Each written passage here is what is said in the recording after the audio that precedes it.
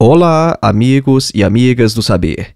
Neste episódio de hoje, nós vamos falar sobre Marx e direitos humanos. Passados mais de 2 séculos da Declaração dos Direitos do Homem e do Cidadão, que foi em 1789, a defesa desses mesmos direitos hoje se tornou uma das principais pautas das forças de esquerda. E isso é uma ironia histórica, porque a classe social responsável por consolidar os direitos humanos na Revolução Francesa foi justamente a burguesia. Isso se explica pelo fato de, no devir do turbilhão histórico, a burguesia ela passou de classe progressista e revolucionária, como ela era até aquele momento da Revolução, a classe conservadora e reacionária. De modo que, hoje em dia, é preciso, em diversos momentos, defender os direitos humanos contra a própria classe que os estabeleceu. E essa origem burguesa, assim como os vícios e as limitações dos direitos humanos, não escaparam às críticas de Karl Marx. Vejam só, um leitor de nossos dias que talvez de forma desavisada tivesse contato com os textos de Marx, provavelmente esperaria dele uma postura entusiasta ou então até mesmo adesista aos direitos humanos. Haja vista a quase natural associação contemporânea entre esquerda e direitos humanos, como nós acabamos de mencionar. Só que Karl Marx adota uma postura crítica diante dos direitos humanos. Embora Marx fosse, ao mesmo tempo, um defensor de direitos como liberdade de consciência, liberdade de imprensa, de livre associação, liberdade de reunião e etc. Então, o que nós vamos apresentar aqui neste episódio hoje é a crítica feita por Marx aos direitos humanos. E essa crítica aparece principalmente em uma de suas obras chamada Sobre a Questão Judaica. Então, nós vamos ver como é que nós podemos falar sobre direitos a partir de uma perspectiva marxista. Então, vamos lá, acompanhe.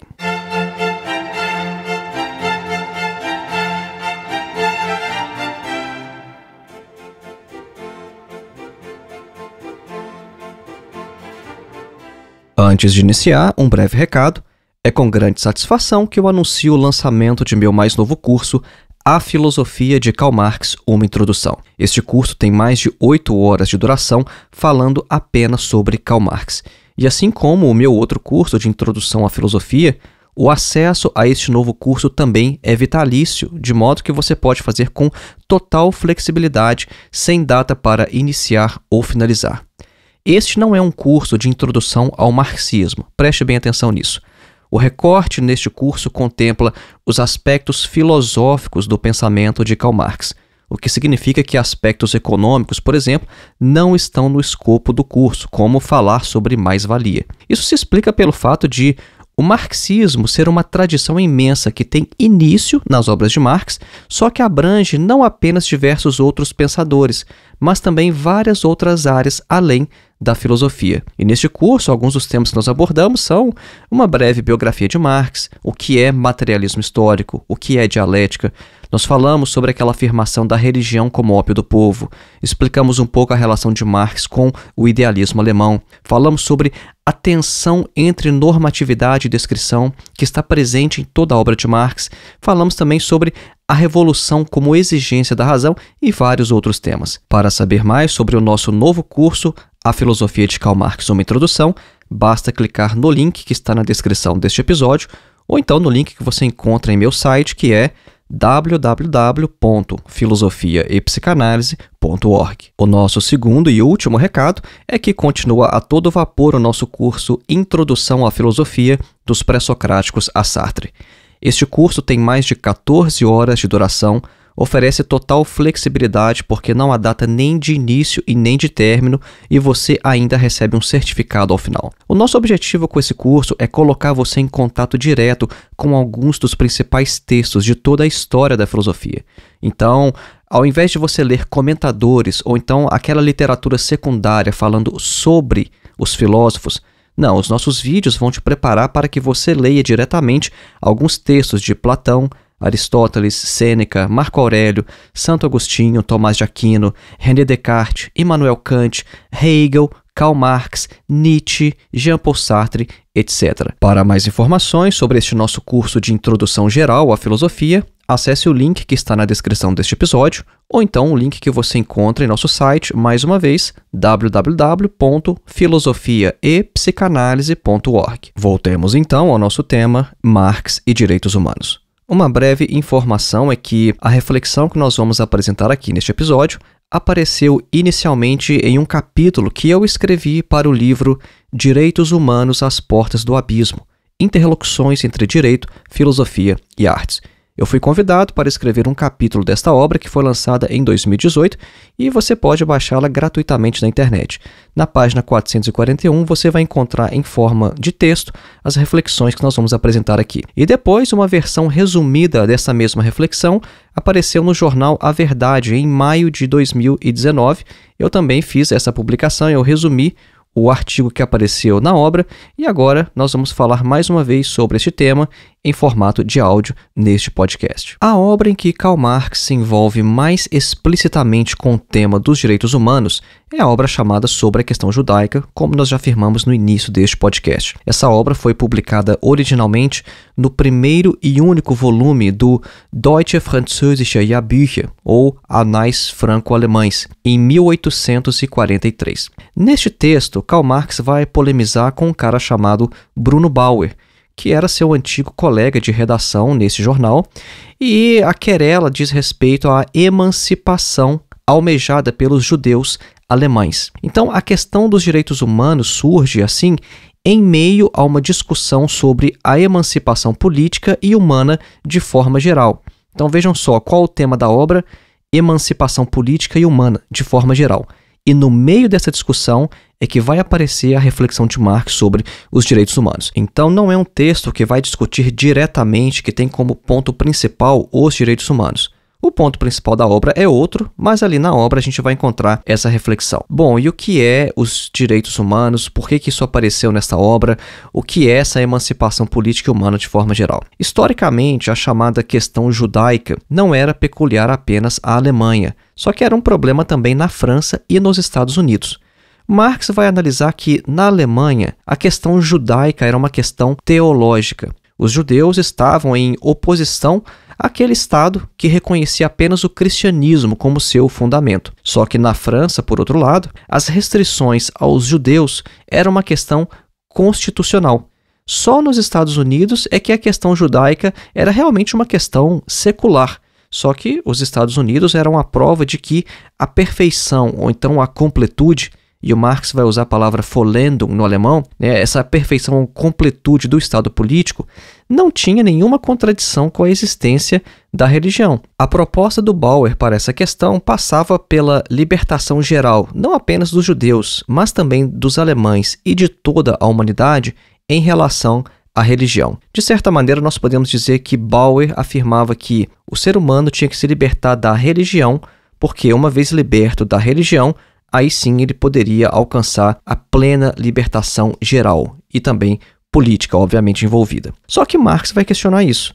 Marx vai pensar o seguinte, olha, como efetivar uma emancipação política completa da religião que não fosse meramente teológica? Porque a emancipação política não poderia ser reduzida à emancipação teológica. A questão para Marx é a seguinte, a emancipação política não pode ser reduzida à mera emancipação teológica. E esta emancipação teológica não é nem tampouco a forma mais avançada de emancipação. Isso é, a emancipação teológica, para Marx, é apenas a forma final da emancipação humana dentro da presente ordem mundial. Então, um Estado emancipado não implicaria por si em cidadãos emancipados. Vejam só, você emancipa o Estado, isso não quer dizer que um Estado emancipado vai gerar cidadãos emancipados, porque para Marx, o Estado pode ser livre sem que o próprio homem seja livre.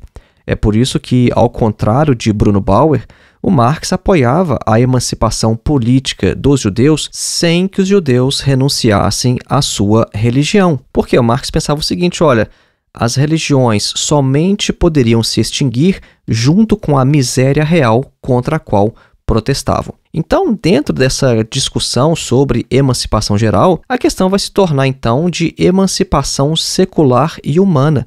E é nesse contexto que Marx vai analisar os direitos do homem e do cidadão promulgados na França. Então, essa breve introdução que a gente deu até aqui neste momento é para mostrar como que o tema dos direitos humanos vai aparecer nessa obra chamada Sobre a Questão Judaica. E agora é interessante também chamar atenção para o seguinte, para a questão de Marx com a religião. Porque muitos indivíduos ainda hoje pensam que um dos principais inimigos da classe trabalhadora é a religião. E não era isso que Marx pensava. Marx não pensava em tentar eliminar a religião por decreto, por exemplo. Então, quando você ouve alguns indivíduos falando que o socialismo, o comunismo é contra a religião, é inimigo do cristianismo, quer perseguir cristãos devido à sua fé, isso é pura bobagem. Nós encontramos de ponta a ponta na obra de Marx essa posição de que a religião, como aparece na religião organizada, ela é produto da miséria social dos homens, ela é produto da alienação. E como é que você muda essa questão? Bom, você muda as condições sociais e espera que a religião suma por si mesma. Você simplesmente tem que esperar que a religião desapareça. Mas em momento algum, Marx é a favor de perseguir religiões, perseguir cristãos por causa de sua fé. Então esses relatos que a gente escuta às vezes, na União Soviética havia perseguição religiosa. Isso não tem nada a ver com o marxismo. O que aconteceu no caso da União Soviética é que os brancos se aliavam à Igreja Ortodoxa, então a Igreja Ortodoxa cumpriu um papel político. Eles não eram combatidos porque eram cristãos, não, mas porque eram reacionários, porque estavam do lado do czar. Não tem nada a ver com fé. Marx vai começar então a falar sobre os direitos do homem. Só que quando ele fala direitos do homem, ele é bem específico. Ele vai dizer que estes são os direitos do homem burguês. Então vejam só, os direitos do homem, ou então os chamados direitos humanos, são distintos dos direitos do cidadão. Preste bem atenção nessa distinção. Uma coisa é falar dos direitos do homem, outra coisa é falar dos direitos do cidadão. O homem, enquanto ser humano, é uma coisa, o cidadão é outra. Só que Marx vai se perguntar então, quem é este homem que é distinto do cidadão? Este homem, este ser humano, é o membro da sociedade civil. E por que é que o membro da sociedade civil é chamado de homem em si? E por que os seus direitos são chamados direitos humanos? Segundo Marx, essa diferença entre homem e cidadão emana da relação do Estado político com a sociedade civil, da própria essência da emancipação política. Os direitos humanos em relação aos direitos do cidadão não são nada mais que os direitos dos membros da sociedade civil, isso é, dos homens egoístas, separados dos outros homens e da totalidade da sociedade. O direito à liberdade, por exemplo, Vamos trabalhar com exemplos agora para deixar a questão mais clara. O direito à liberdade, por exemplo, é índice deste egoísmo e deste isolamento do homem em si. O artigo 6º da Declaração dos Direitos do Homem e do Cidadão menciona a liberdade entre os direitos naturais e imprescritíveis. Só que esse direito seria, segundo o texto de 1791, abre aspas, o poder de fazer tudo o que não cause danos a um outro, fecha aspas. Agora, o limite em que cada um poderia se mover livremente seria determinado pela lei, assim como uma cerca, ela determina o limite entre dois lotes, entre duas propriedades. Para Marx, esse direito trata do direito do homem enquanto indivíduo isolado de se fechar em sua própria mônada. Mônada fazendo referência àquele termo filosófico da obra de Leibniz. O direito humano à liberdade não se baseia na relação, na ligação, na conexão do homem com o homem, mas em sua separação, em seu isolamento, em sua alienação para com o próximo. É o direito do indivíduo segregado à segregação, e a aplicação prática desse direito à liberdade é o direito à propriedade privada. Então percebam só essa crítica de Marx à questão da liberdade. Se nós pudermos resumir de maneira bem didática o que Marx está dizendo aqui nessa questão da liberdade, é o seguinte, olha, o próprio conceito de liberdade considera o indivíduo como isolado, o indivíduo como segregado, não estando em relação com os outros, e a aplicação prática disso é o direito à propriedade privada. Então, quando se fala em liberdade nos direitos humanos, O objetivo, no final das contas, é falar de liberdade à propriedade privada. Marx segue adiante e vai examinar também os direitos à igualdade e à segurança. Ele vai dizer, olha, a igualdade, em seu sentido não político, seria aqui nada mais que a igualdade de liberdade, daquela liberdade que a gente acabou de explicar. Isso é, a liberdade de que cada homem tem o direito, enquanto tal, de ser considerado em sua mônada, isso é, fechado, isolado dos outros. E a segurança, por sua vez, vai ser para Marx o mais alto conceito da sociedade civil, que é o de polícia. O seu significado vai se resumir a que toda a sociedade existe apenas para garantir a cada um de seus membros a conservação de sua pessoa, de seus direitos e de sua propriedade. Então ele vai dizer, olha, esse conceito de segurança da sociedade civil não supera o egoísmo, mas é apenas mais uma maneira de o afirmar. A crítica de Marx aos direitos humanos é basicamente o seguinte, olha, no final das contas, o homem nos direitos humanos é tomado como uma abstração, como forma pura, sem conteúdo.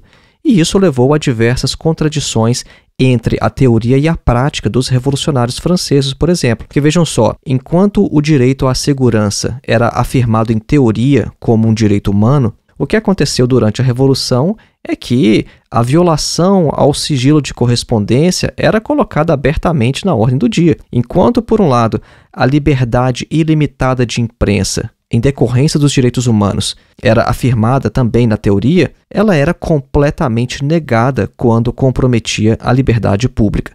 Então, na prática, o direito humano à liberdade deixava de ser um direito tão logo ele entrava em conflito com a vida política, enquanto que, na teoria, a vida política era apenas um meio para a garantia dos direitos humanos. E ainda na Revolução Francesa, os jacobinos desnudaram esse antagonismo entre direito de propriedade e direito à existência.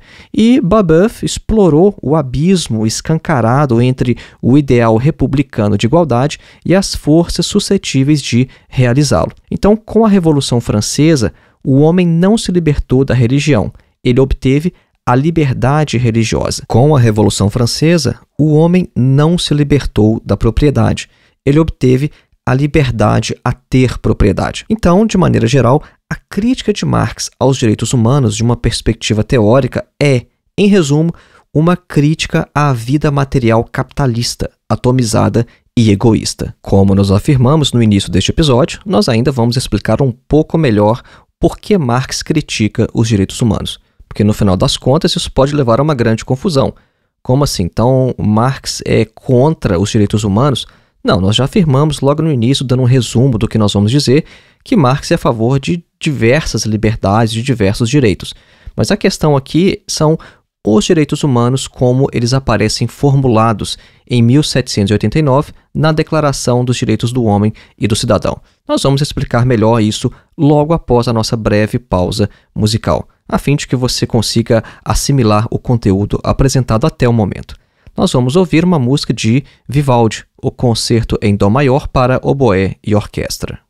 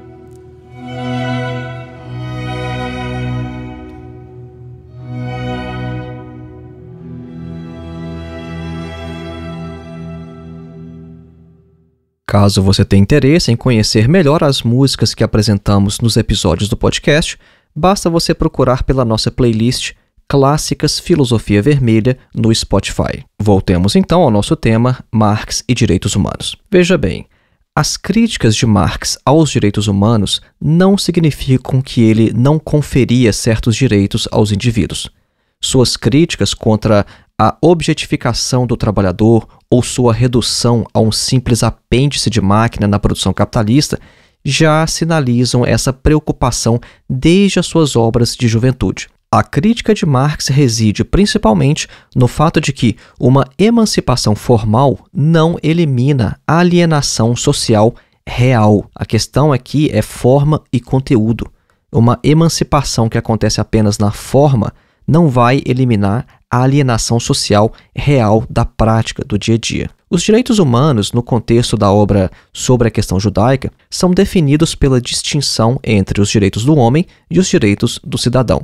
Nós já chamamos atenção para este fato. É muito importante compreender o que são direitos do homem e o que são direitos do cidadão. O que estava em jogo não eram os direitos humanos em geral, mas apenas neste sentido mais restrito. Marx não era contra direitos específicos, tais como liberdade de associação, liberdade de imprensa ou então liberdade política, até mesmo pelo fato de sempre ter considerado esses direitos como pressupostos necessários para um movimento revolucionário. O que Marx critica, ao contrário, é o fato de os direitos humanos serem utilizados como argumento para limitar os direitos do cidadão, considerando estes apenas como meios subordinados à garantia de direitos apolíticos. E um fato histórico revela na prática essa divisão entre direitos do homem e direitos do cidadão, de que Marx fala. Vejam só, a mesma Assembleia Nacional que promulgou a Declaração dos Direitos do Homem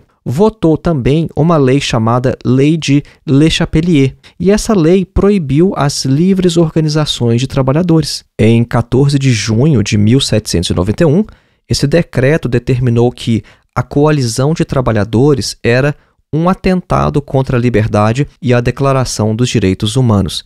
E a sua violação resultava em uma multa de 500 livres, né, era a moeda da época, e também a perda dos direitos civis por um ano. Essa lei visava, segundo Marx, controlar de forma policialesca a concorrência entre capital e trabalho dentro de limites confortáveis para o capital. Então vejam só que absurdo. A mesma Assembleia Nacional que promulgou a Declaração dos Direitos do Homem, ela também votou uma lei que era contra as livres organizações de trabalhadores. Então, com isso, eles conseguiam deixar a coisa sob controle a favor do capital. Agora, nós já começamos a perceber o que, de fato, Marx está criticando nos chamados direitos humanos. Porque é o seguinte, se os direitos humanos se limitarem à noção de igualdade de direitos, então não se pode expressar nenhuma objeção às relações de mercado, como se fossem um contrato livre entre livres possuidores de mercadorias. Este livre contrato, na verdade, é perfeitamente compatível com a exploração, e apenas a luta social pode colocar limites, por exemplo, à duração da jornada de trabalho. O que isso quer dizer, então? Quer dizer que, por exemplo, a exploração do trabalhador não pode ser abolida e nem ao menos regulada invocando-se os direitos do homem. Não, porque esses direitos do homem, ao contrário, eles justificam, explicam e fornecem uma razão à exploração, devido ao seu princípio de uso livre da propriedade e da igualdade das partes contratantes. Isso é, em teoria, nessa abstração, o capitalista e o trabalhador é a mesma coisa. Quando eles estão numa relação real de exploração, eles são vistos, na verdade, de maneira abstrata pelos direitos do homem, como duas partes livres que estão fazendo negócios livremente. E a questão não é bem assim. Marx afirma que, entre direitos iguais, decide a força, a violência. Vejam só que importante, hein? Essa é uma reflexão genial de Karl Marx. Entre direitos iguais, decide a força, a violência. Bom, quando você tem direito contra direito, como é que você define a questão? É na força, é na violência. Então, se você acha que o capitalista ele tem o mesmo direito que o trabalhador e vice-versa, Como é que você resolve a questão? Como é que você resolve a querela? Como é que você resolve uma luta por maiores salários ou por redução da jornada? Bom, através da força da violência. Isso nem sempre quer dizer a violência física, tá? Às vezes essa força, violência é unicamente uma greve. Então, a duração do dia de trabalho se apresenta na história da produção capitalista como uma luta entre a classe dos capitalistas e a classe dos trabalhadores. Agora, se o que está colocado é direito contra direito, no sentido de que tanto o trabalhador quanto o capitalista são livres para negociar igualmente, livremente, a duração da jornada, vai vencer o mais forte. E muitas vezes o mais forte é o capitalista, porque ele tem o dinheiro, ele tem a fábrica, ele é dono dos meios de produção, então na maioria das vezes ele vence. Então, a crítica de Marx à abstração, a essa abstração dos direitos humanos, leva à conclusão de que a emancipação política, ela tem que levar à emancipação social. As limitações dos direitos do homem apontadas por Marx não os vão tornar nulos, ou sem importância. Isso é, quando Marx critica os direitos humanos, ele não vai dizer que, bom, então não importa nenhum direito. Não é isso que Marx está dizendo. Em sua outra obra, Crítica ao Programa de Gotha, por exemplo, Marx repete constantemente algumas palavras como sufrágio universal, direito à livre reunião e associação, liberdade de imprensa, educação pública sem intervenção estatal e várias outras coisas. Sobre a liberdade de consciência, por exemplo, que na prática até aquela época se resumia apenas à liberdade de consciência religiosa, Marx vai afirmar o seguinte, abre aspas, cada um deve poder satisfazer suas necessidades tanto religiosas quanto corporais sem que a polícia intrometa o nariz. Fecha aspas. Ele orientava aos partidos dos trabalhadores que aproveitassem essa liberdade de consciência, que era meramente uma tolerância religiosa, para ir mais além, superando o fantasma da religião. Então, mesmo com todas as críticas à religião e à liberdade de consciência, Marx ainda assim considera que esse direito deve ser resguardado. Por essa mesma razão, Engels afirmou em 1847 que, enquanto a democracia não fosse alcançada, comunistas e democratas lutariam lado a lado, porque os seus interesses eram os mesmos. Então, direitos democráticos formais, embora insuficientes, são uma condição necessária para a transformação social. É necessário transgredir não os direitos humanos, mas o mundo atual que lhes impõe limites e obstáculos rumo à plenitude humana. Então, não se trata de negar a importância da emancipação política, mas de ultrapassar seus resultados conservando-os, de caminhar rumo à verdadeira democracia. A burguesia sempre apresentou seus interesses de classe como universais, como se fossem interesses de toda a sociedade. O ser humano, então, o homem que aparece abstratamente representado sob o manto do homem universal, na Declaração dos Direitos do Homem e do Cidadão, é um homem de uma classe social específica, um homem burguês. Então preste atenção, quando você ouvir o termo direitos do homem e do cidadão, você tem que se perguntar, direitos de qual homem? Não se trata aqui dos direitos do homem em geral, de todos os seres humanos, porque na prática há ricos e pobres, há proletários e capitalistas.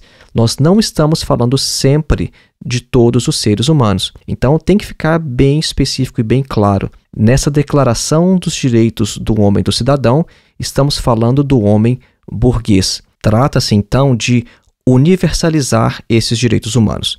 E essa luta pela universalização dos direitos humanos é justamente uma tentativa de forçar um conteúdo concreto a uma determinada forma abstrata.